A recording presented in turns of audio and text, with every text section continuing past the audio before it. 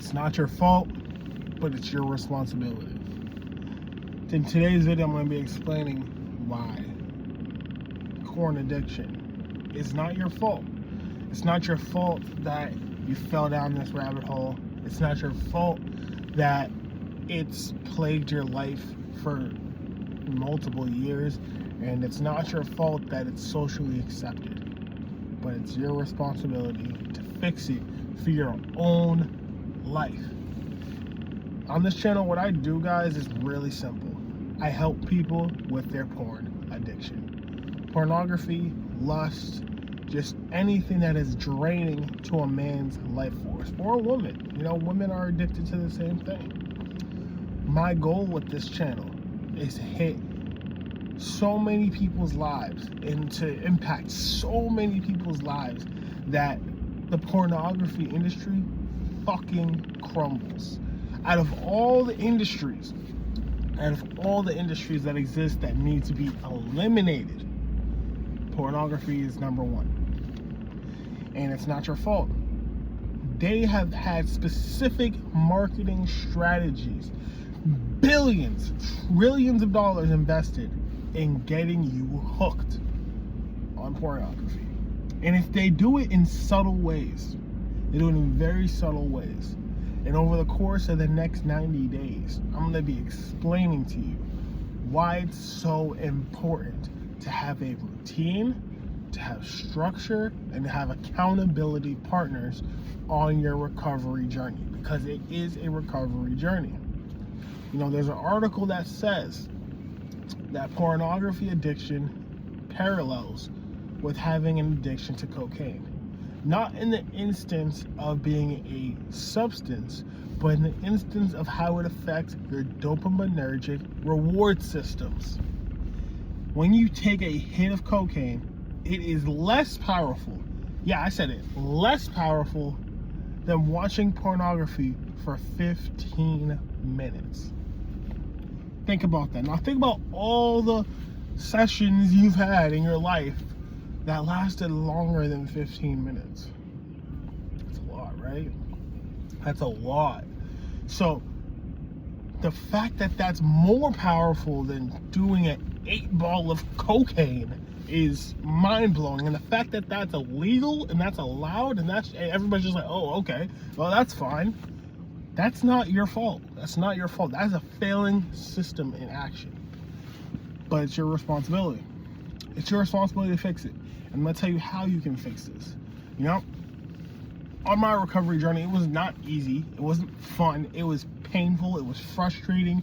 It was tempting. There were so many emotions flowing through me. And I'm sure if you're past day 1 or 2, you're starting to feel that. You're starting to get there and you're like, like I don't need it, but like, it's just something about it. Like, I don't know. And you start seeing like women differently. You start looking at them like objects almost. And it's not intentional. It's not like there's like no malicious intent behind it, but it's just the objective reality. And my antidote to that is simple. You need to lock in the gym. Because what helped me was going to the gym. Yes, there's tons of eye candy, but that is actually great practice for mental control, right? Don't look at the pretty girls. That's what I would tell myself. Don't look at the pretty girls. Don't look at the pretty girls. Don't look at the pretty girls. Don't do it. Don't do it. And it's like, for the first time, you're gonna kind of be like a little off, because you're gonna like, it's almost gonna feel like you can't stop yourself, and that's fine. That's fine, because you're recovering, right? A lot of the times with the people I work with, I don't know if this is the case with you, but they're so hard on themselves in the beginning stages. Like, they're so hard. Like, I know people who are 50, 60 days in, they're nowhere near as hard on themselves as they were on day 3, 4, 5, 6. Like, it's that beginning stage where people are so tough on themselves, and that's what makes the recovery process difficult. Now, if you had the same mindset as a 60-day person, or the 90-day person, or the 90-day plus person who's been like kind of freed from it, I don't want to say completely freed, but like they have a gap of freedom towards this addiction. but they're also just so forgiving. They're just like, oh yeah, well, you know, like they have this list. Like I give my clients a list of things in order of severity, right? So it's like when you're watching a TV show, how much nudity is in there, right? That's a trigger, right? You want to make sure that you have a disciplined structure to remove that in the beginning stages, right? If you're watching a lot of YouTube, who are you watching? What is their content? If you're listening to a lot of music, what are they talking about in the music? Are they talking about sex in the music, right? You have to really identify your environment around you and see how much triggering stuff is in there, and then get it out. Like get all those soft triggers out of the way, because they're literally gonna pull you back in. They're just gonna pull that thread over and over and over again, and you'll start to notice it around week 2. You'll start to notice that your environment was perfectly curated for a porn addiction, and it's almost like you can see the matrix just forming like in the world itself. You're like, holy shit, it's everywhere. Like you walk down the street, you'll see a bunch of girls wearing less and less clothes. You're like, why is everyone like half naked? Right? And you start to wonder, like, what the heck is going on? And what's going on is most people aren't even aware of how powerful pornography is. And to be completely honest with you, they don't care. They don't care because to them, they might have a subtle addiction, but it doesn't ruin their lives. It doesn't preoccupy a lot of their thoughts, so they're just like, oh, I just use it whenever I want, and that's it. Boop, boop, boop, boop. And they feel no shame about it, and good for them. If they don't feel any shame about it, I mean, hey, that wasn't my story, that wasn't my case, and that wasn't what drove me to do what I do now and assist people in pornography addiction. But if you do feel that shame and you do feel like I really want to stop this and I can't, there is a link down in the description below. You can work with me one-on-one, book some time into my calendar. We can talk about your situation, talk about the origin story, and then we'll come up with a very, very specific system for your life, for your situation, and your circumstances. But it's not your fault, but it's your responsibility. And you need to take proactive measures to make sure that you do not relapse. And when I say relapse, I don't mean like doing it one time and then you go in another couple of days and then doing it again. Like that's not what I consider relapsing. What I consider relapsing is the impulsive behavior of acting as if you cannot control yourself, because ultimately that's what got you to this point.